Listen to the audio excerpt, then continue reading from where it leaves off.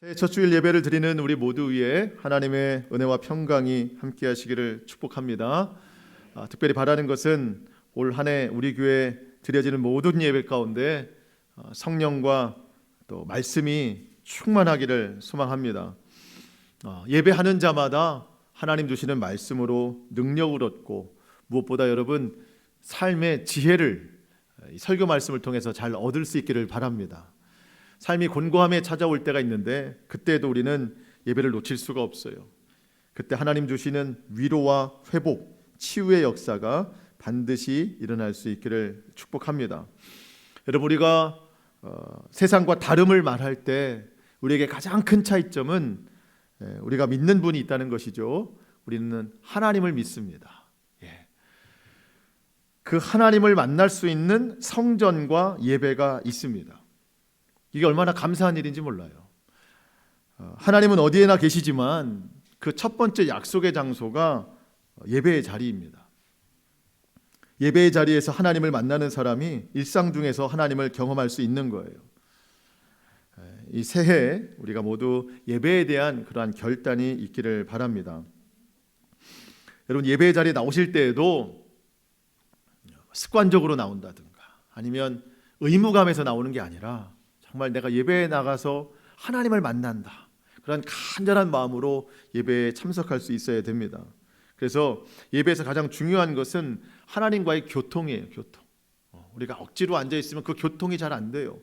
내가 정말 하나님을 간절히 찾는 자, 하나님을 간절히 찾는 자를 하나님이 만나주신다고 그랬거든요. 우리가 그 하나님과의 교통과 또 인격적인 교제가 있는 그런 예배가 있기를 축복합니다. 새해 어떤 말씀을 함께 나눌까 고민하고 기도하던 중에 사사기의 말씀을 이제 보게 되었습니다. 그래서 앞으로 몇 주간 동안 이 사사기의 말씀을 보는데, 우리가 사사기의 말씀을 보는 두 가지 이유가 있습니다. 첫 번째는 이 사사기를 통해서 우리 믿음의 현실을 보게 되는 겁니다. 지금부터 드리는 말씀들은 이 사사기에 관한 개론입니다. 이 이야기를 조금 알아야 사사기를 좀 이해할 수 있는 거예요. 사사기의 말씀을 보면은요, 그 뒷부분에 계속 반복적으로 나오는 이야기가 뭐냐면 이스라엘 자손이 여호와 앞에 악을 행하였더라, 이런 말씀들이 반복적으로 계속 나와요. 또 한 가지는 사람이 자기의 소견대로, 자기의 소견에 옳은 대로 행하더라, 그러니까 자기의 마음대로 살더라, 이런 이야기도 많이 나옵니다. 저는 이런 반복되는 이야기들 통해서 우리 믿음의 현실을 볼 수 있다고 생각해요. 여러분, 믿음의 어떤 큰 축복 중에 하나가 그 말씀으로 인하여서 내가 변화되는 겁니다. 우리의 믿음의 현실이 그 부끄러운 일들이 드러났다고 해서 그게 창피한 일이 아닙니다. 여러분, 정말 부끄러운 것은 그 부끄러움을 감추고 있고 그냥 그 부끄러운 대로 살고 있는 게 정말 부끄러운 일이에요. 내 속에 죄가 많다고 해서 그 자체가 부끄러운 것보다는 그것을 말씀으로 이겨내고 고쳐나가는 것이 하나님 앞에 의로운 모습입니다. 그것이 다 드러난다고 해서 더 감추려고 하는 것은 하나님 앞에 정말 부끄러운 일이 되게 되는 것이죠. 그래서 우리가 오늘부터 보게 되는 이 사사기의 말씀을 통해서 저와 여러분의 삶에 큰 변화가 일어날 수 있기를 축복합니다. 또 한 가지 우리가 사사기를 보는 목적은 이 어두운 시대에 이 그리스도인들이 어떻게 살아야 될까에 대한 구체적인 제시가 이 사사기의 말씀에 기록이 되어 있습니다. 여러분, 사사기 1장 맨 처음에 보면은 여호수아가 죽은 후에라는 말로 시작이 되어 있어요. 여호수아가 죽은 뒤에 지도자가 세워지지 않았습니다. 비교해서 보면 이 사사기 앞서 있는 성경이 여호수아서거든요. 여호수아 1장 1절에 보면 하나님의 종 모세가 죽은 후에 그의 수종을 들던 눈의 아들 여호수아에게 하나님이 말씀하셨다, 이렇게 기록이 되어 있습니다. 그러니까 모세가 죽은 뒤에는 여호수아가 있었어요. 근데 오늘 본문에 여호수아가 죽은 뒤에는 다음 리더가 없어요. 무슨 얘기죠? 모든 백성이 하나님을 바라보는 거예요. 직접적으로 하나님과 관계를 맺으라는 겁니다. 저는 이 시대에 하나님께서 이 사사기를 통해서 전해주시는 이 메시지가 오늘 우리에게도 동일하다고 생각이 듭니다. 이 세대에 정말 참 소망이 어디에 있는가, 사람도 아니고 세상도 아니고 어떤 권력도 아니고 오직 하나님만이 우리의 소망이시다. 이 온 세상의 주인이 누구신가? 결국 하나님만이 이 땅의 주인이시라는 것을 저와 여러분의 삶을 통해서 이 세상에 내보여야 된다는 겁니다. 이러한 것이 우리가 앞으로 나누게 될 사사들의 삶이고 또 저와 여러분의 삶이 되어야 된다는 겁니다. 그래서 뒤에 이제 설명이 되겠지만 이제 3장 7절 이하로 보면은 사사들이 이제 막 나와요. 그래서 분량이 많은 사사들을 대사사라고 부르고 분량이 뭐 한 절, 두 절 이렇게 있는 사사들은 소사사라고 하는데 이 사사들의 이름이 계속 나옵니다. 그러니까 저와 여러분을 하나님이 그렇게 부르셨으면 좋겠어요. 사사 누구. 그래서 우리가 이 땅에 그리스도의 빛을 드러내는 각자의 사사로서의 그 삶을 좀 살아가야 되겠습니다. 잠깐 더 이 사사기의 시대적 배경 또 환경적 배경을 좀 살펴보고 오늘 말씀을 좀 보겠습니다. 말씀드린 것처럼 사사기는 여호수아가 죽은 때로부터 이스라엘의 첫 번째 왕인 사울 왕이 즉위하기까지 이 기간을 사사시대라고 부르고 그 내용이 기록된 것이 바로 사사기입니다. 사사기의 핵심은 그거예요. 가나안 땅에 여전히 머물고 있는 이방 족속들을 내쫓아야 된다. 자, 이스라엘은 그동안 모세와 함께 출애굽을 했고 광야 행진을 했습니다. 40년 동안 광야 행진을 했어요. 그때 이제 40년이 지날 때 모세가 죽었어요. 모세는 가나안 땅에 들어가지 못했습니다. 이스라엘을 가나안 땅에 함께 들어가게 한 것은 여호수아였습니다. 여호수아가 모든 이스라엘 백성들과 함께 가나안 땅에 들어가서 가나안 땅에 진치고 있던 이방 7 족속들을 다 멸하고 그 가나안 땅에 이스라엘 12지파를 배분해서 각 지역에 살게 했습니다. 그러고 나서 여호수아가 죽게 된 거예요. 그런데 이 가나안 땅에 살고 있는 7 족속을 다 몰아낸 것이 아니라 그 중에는 블레셋과 같은 강력한 힘을 가진 이방 족속들이 몇 군데 남아 있어요. 분명 하나님께서 모든 족속을 다 멸하라, 진멸하라 했는데 남겨놓은 이방 백성들이 있다는 거죠. 이제 여호수아가 죽고 난 다음에 이 남아있는 이방 족속들을 몰아내는 것이 이 이스라엘 백성들이 해야 할 일입니다. 그런데 사사기의 내용을 보면 이 남아있는 이스라엘 백성들이 그 일에 힘쓰는 것이 아니라 오히려 그들과 하나가 돼서 혼혈이 돼서 함께 살아가는 모습을 볼 수 있어요. 하나님의 말씀을 어기는 거죠. 불순종한 거예요. 그랬더니 그 이방 나라가 가지고 온 모든 우상들을 섬기게 되고 이방 여자, 이방 남자와 혼인하게 돼서 이제 하나님의 뜻을 거스르게 됐습니다. 하나님이 진노를 내리셨어요. 이스라엘에게 징계를 내리셨습니다. 그들과 함께 있는 이방 나라들을 통해 이스라엘을 공격하게 하셨어요. 그때 이스라엘이 너무 큰 고통을 당한 나머지 하나님 앞에 그제서야 회개를 합니다. 우리를 살려달라고.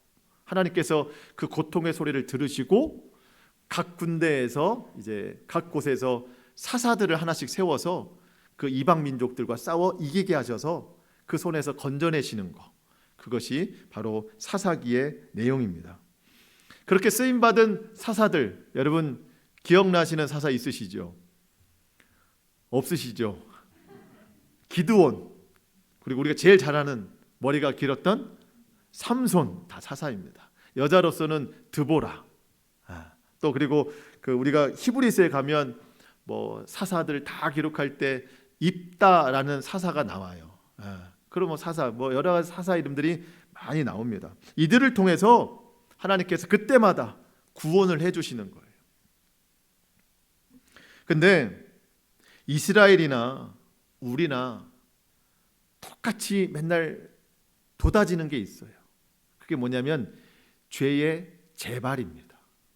죄의 재발. 죄가 또 재발돼요. 사사기를 보다 보면은요, 이 또라는 단어가 굉장히 많이 나옵니다. 이스라엘 백성이 여호와 앞에 악을 행하였더라. 조금 뒤로 가보면 이스라엘 백성이 여호와 앞에 또 악을 행하였더라. 그럼 하나님이 또 징계를 내리시고 회개하고 기도하고 구원해 주시고 그 다음에 어떻게 해요? 이스라엘 백성이 하나님 앞에 또 악을 행하였더라. 이게 계속 반복입니다. 이게 죄의 재발이에요. 여러분, 우리 육체의 질병도 아픔이 있어서 병원에 가서 치료를 받고 다 나았다 싶었는데 또 재발이 되면 첫 번째보다 더 염려가 되잖아요. 이게 고쳐지지 않는 건가? 더 마음에 심려가 있어요. 여러분, 육체의 질병의 재발도 고통인데요, 죄의 재발, 죄가 자꾸 재발되는 것은요, 우리의 육신뿐만 아니라 우리의 영혼을 병들게 해요. 아주 심각한 질병입니다. 이런 일들이 계속 일어나더라는 겁니다. 이 재발이. 말씀드린 것처럼 사사기를 보면은요, 이 패턴이 계속이 됩니다. 이스라엘의 죄, 하나님의 징계, 이스라엘의 회개, 하나님의 구원, 또 이스라엘의 죄, 징계, 구원, 이렇게 회개, 구원, 이게 계속 반복이 됩니다. 여러분, 이게 우리 믿음의 현실을 보는 거예요. 우리는 죄를 짓고 회개하고 하나님의 용서를 받고 평생 살 것처럼 살다가 또 죄를 짓고, 이러한 죄의 반복들이 많이 있습니다. 여러분, 우리가 이거를 끊어내자는 거예요. 이게 사사기가 주는 교훈입니다. 모든 원인은 다 쫓아냈어야 될 그 이방 민족들을 여전히 남겨뒀기 때문입니다. 하나님은 분명히 말씀하셨어요. 신명기 7장 2절에 하나님이 모세에게 말씀하셨어요. 내 하나님 여호와께서 그들을, 이방 족속들을 내게 넘겨 내게 치게 하시리니 그때 너는 그들을 진멸하라. 그들과 어떠한 언약도 하지 말 것이며 그들을 불쌍히 여기지도 말 것이다. 하나님께서 이렇게 단호하게 말씀하시는 이유가 있습니다. 그렇게 하지 않으면 이스라엘 백성들이 하나님을 배반할 거라는 거예요. 그 쫓아내지 않은 그들과 어울려서 하나님을 떠난다는 거죠. 하나님의 목적은 분명했습니다.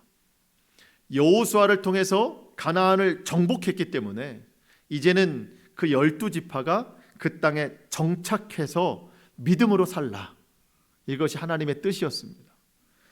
다른 말로 말하면 가나안 땅을, 이방이었던 가나안 땅을 이스라엘화해라. 이게 하나님의 뜻이었어요. 근데 결과는 어땠죠? 이스라엘이 가나안화 됐다는 거예요. 거기 가서 가나안 사람들처럼 살더라는 겁니다. 이방 사람들처럼.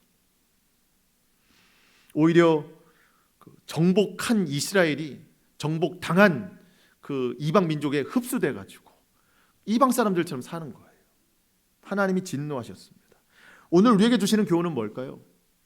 여러분, 우리가 살아가는 이 세상, 우리 예수님이 십자가로 정복하셨어요. 너희가 세상에서는 환난을 당하나 담대하라, 내가 세상을 이기었노라. 여러분, 우리는 예수님이 정복하신 이 세상에서 살아가는 거예요. 그러면 우리가 이 세상에서 정착을 해야 되거든요. 어떻게 정착해야 될까요? 믿음으로 살아야 되는 거예요. 하나님이 이기신 이 세상, 우리가 세상처럼 사는 것이 아니라 그리스도의 군사로서, 하나님의 자녀로서 이 세상에서 믿음으로 정착하면서 살아야 되는데, 많은 그리스도인들이 이 세상처럼 살아가요. 하나님께서 굉장히 분노하실 일인 거예요. 이것이 사사기의 패턴이고 오늘 이 시대 그리스도인들의 패턴이라는 겁니다. 저와 여러분의 삶을 하나님이 다 정복하셨습니다. 우리의 가정에 있는 모든 악의 권세도 하나님 십자가로 다 끊어놓으셨어요. 이 세상에 보이는 것은 굉장히 악하지만 하나님께서 십자가로 이미 승리하신 거예요. 그것 가운데 우리가 살아가는 겁니다. 바라는 것은 오직 하나예요. 오직 믿음으로 살아라. 믿음으로 이방 족속들을 다 멸하는 것처럼 우리에게 닥쳐있는 모든 죄악과 탐욕과 이 세상 모든 정욕을 다 멸절시키라는 거예요. 하나님이 이기셨기 때문에 분명히 할 수 있다는 겁니다. 하나님께서 오늘 우리에게 명하시는 이 모든 일들을 우리가 말씀과 기도로서 잘 순종해 나아갈 수 있기를 축복합니다. 이것이 사사기 말씀을 통해서 우리에게 주시는 정말 핵심적인 메시지예요. 이기신 승리를 우리가 믿음으로 이겨나가야 된다. 이제 앞으로 이런 내용들이 좀 답답하리만큼 전개가 되는데 우리의 모습을 그곳에서 좀 바라보는데, 그런데 사사기의 시작만큼은 아주 훌륭해요. 우리에게 너무 좋은 본을 보이고 있습니다. 시작이 좋은데 과정과 끝이 안 좋아지거든요. 근데 우리는 오늘 이 시작의 좋은 말씀을 보면서 오늘 새해도 시작하는데 이제 우리가 이 새해 모든 과정과 끝도 이와 같이 좋은 결실을 맺을 수 있기를 축복합니다. 사사기에서 이스라엘의 믿음이 가장 좋은 때가 한 번 있다면 오늘 1절이에요. 1절 딱 좋고 다 안 좋아지기 시작합니다.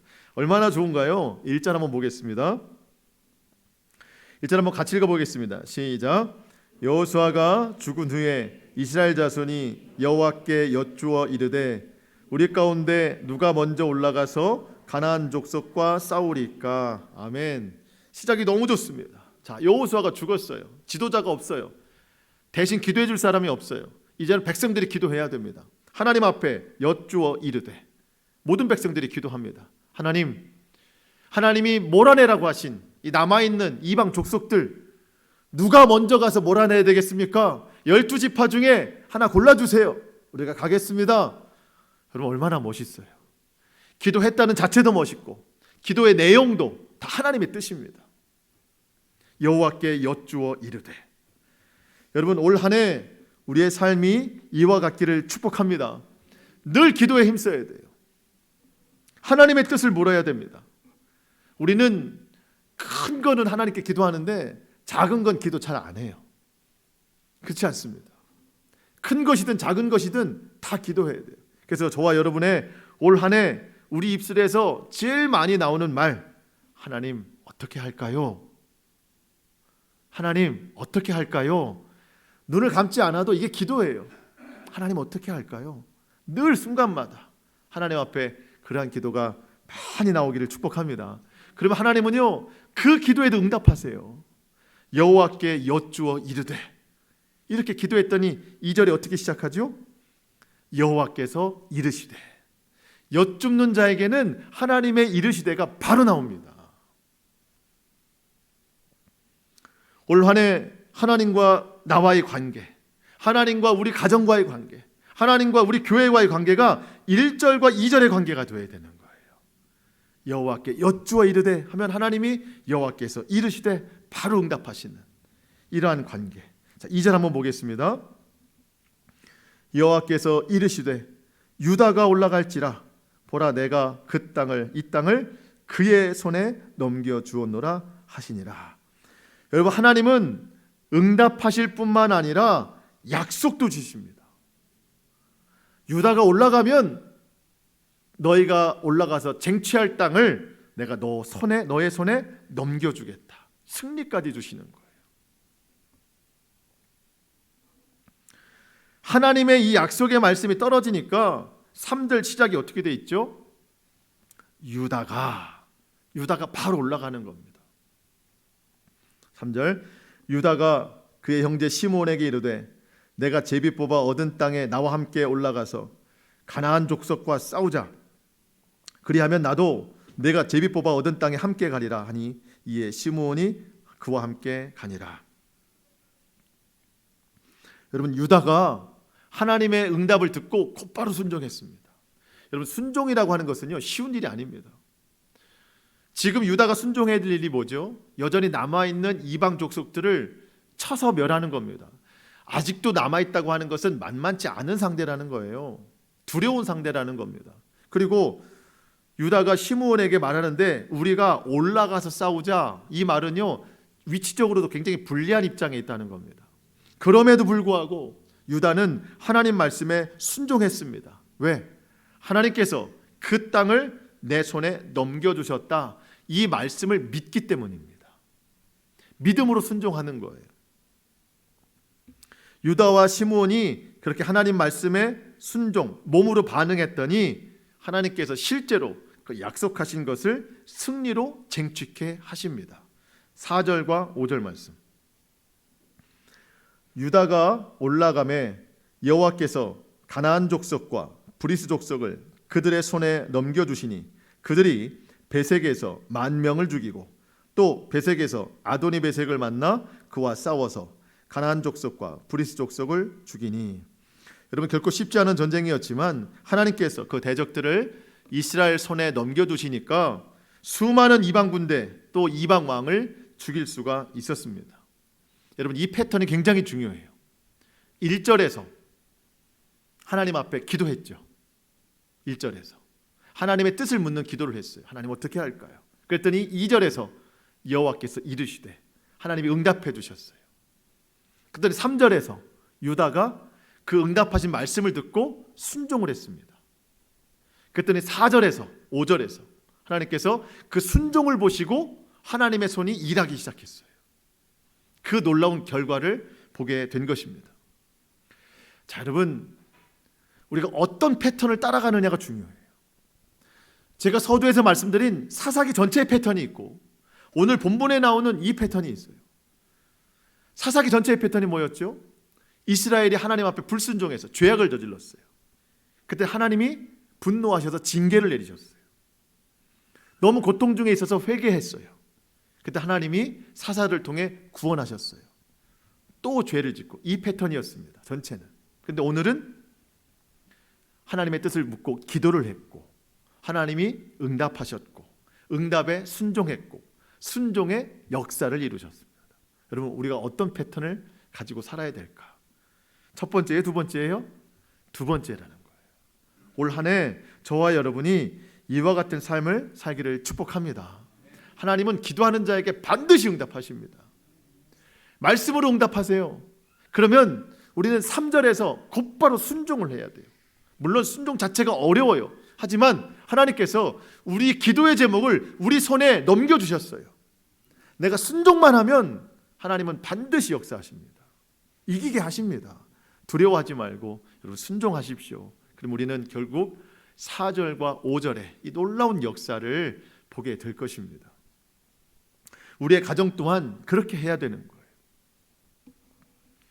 한 가지 또 주목하고 싶은 것은요, 유다가 시므온과 연합을 이루었다는 겁니다. 어떤 학자들은요, 이 부분을 굉장히 불안한 요소로 보더라고요. 제가 여러 가지 책들을 참고해서 보는데 분명 하나님께서 유다가 올라가라, 2절에서 유다가 올라가라 했는데 이 유다가 혼자 안 가고 시므온과 연합해서 올라갔다는 것이 불순종이다, 이렇게 해석하는 학자들도 있더라고요. 왜 그런가 봤더니 사사기 전체의 내용이 뭔가 불안해요, 계속. 그러니까 불안한 요소를 곳곳에서 찾아보는 거예요. 물론 그렇게 생각할 수도 있는데 제가 보다 보니까 4절을 보니까 그렇지 않다는 게 확인이 됐어요. 4절을 보니까 여러분 4절 보시면 유다가 올라가매 여호와께서 가나안 족속과 브리스 족속을 그들의 손에 넘겨주셨어요. 그들의 손에. 그리고 그들이 베색에서 10,000명을 죽였다고 그랬어요. 분명 복수잖아요. 그들이라고 말하죠. 하나님께서 유다와 시므온의 연합을 인정하셨다는 거죠. 상대적으로 보면은요, 2절 하반절에 보면 내가 이 땅을 그의 손에 넘겨주겠다. 여기서 말하는 그는 유다잖아요. 유다.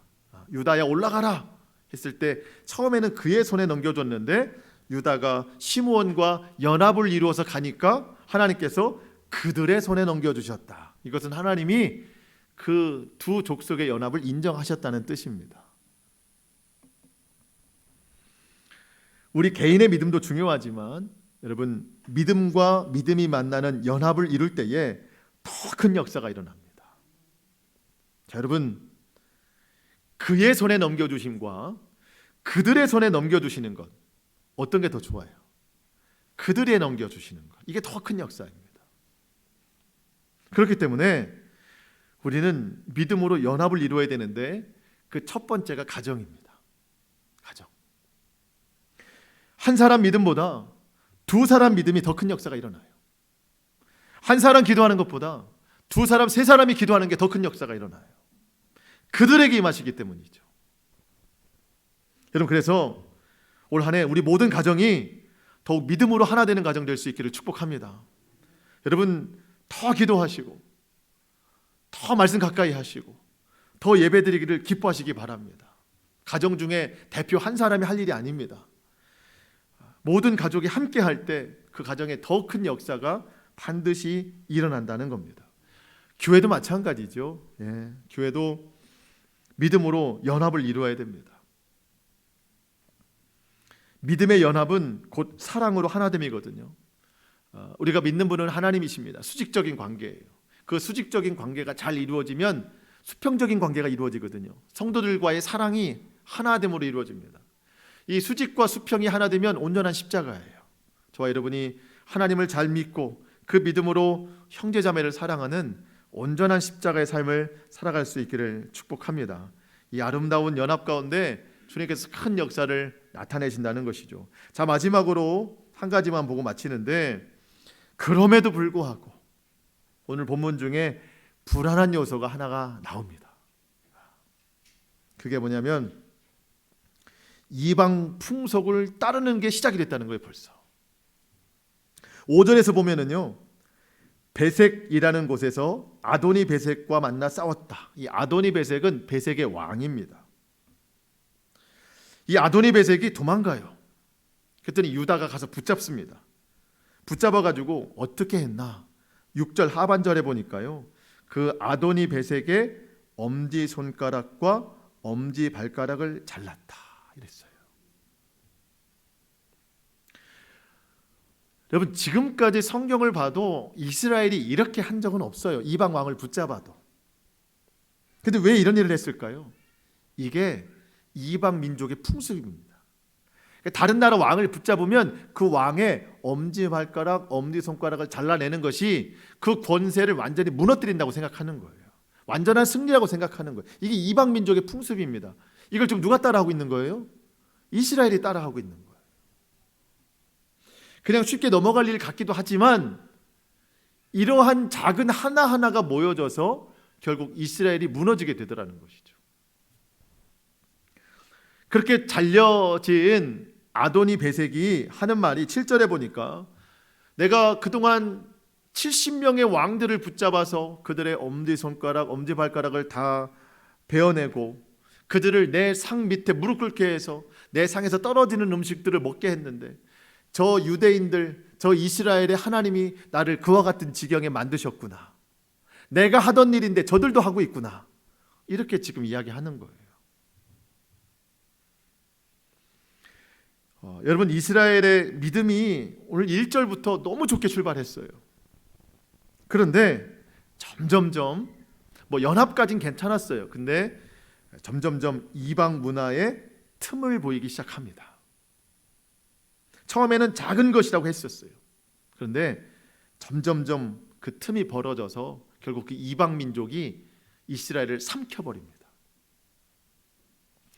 여러분 유다 족속도 얼마나 신실해요. 이 처음이, 그렇죠? 하나님 누가 갑니까?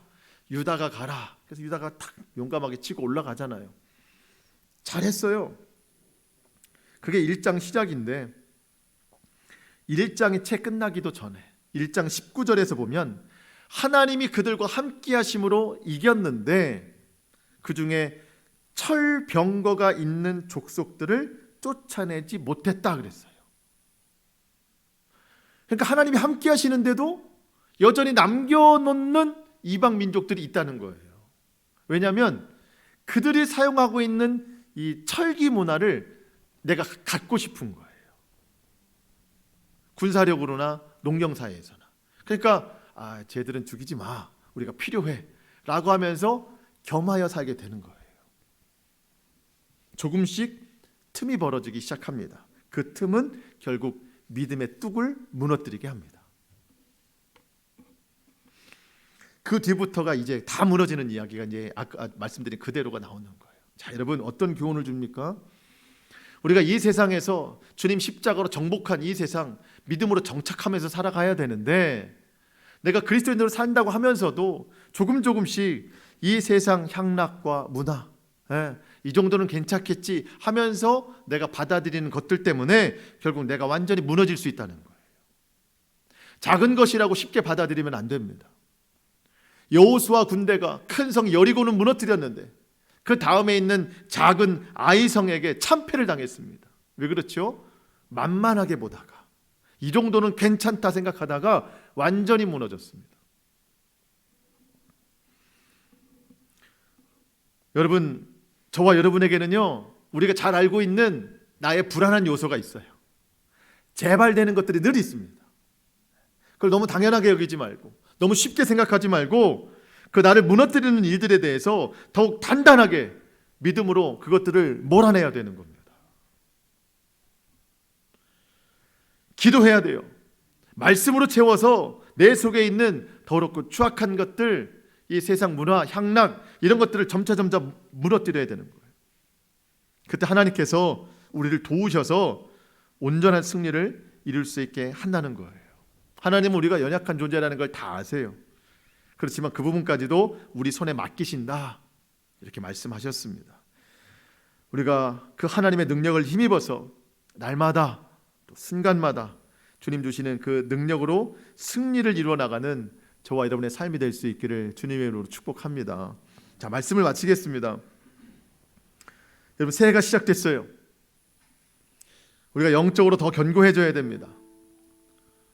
죄에 대해서 쉽게 무너지면 안 됩니다. 받아들여도 안 됩니다. 기도로 이겨내야 됩니다. 말씀으로 이겨야 됩니다. 특별히 오늘 1장 시작 부분에 나오는 이 아름다운 패턴, 내가 하나님의 뜻을 구하는 기도를 올려드렸을 때 하나님이 곧바로 응답하시고, 그 응답하시는 내용을 가지고 내가 순종했더니 하나님이 진짜로 놀라운 승리를 주시더라는 것이죠. 이 아름다운 패턴이 올 한 해 우리 가운데 충만할 수 있기를 축복합니다. 우리의 가정 가운데, 우리의 사업장 가운데, 우리의 교회 가운데, 또 이 나라 이민족 가운데 이런 아름다운 일들이 일어날 수 있기를 축복합니다. 우리 모두와 가정과 교회 위에 하나님의 놀라운 은혜와 축복 역사가 임하기를 주님의 이름으로 축원합니다. 아멘. 기도하겠습니다.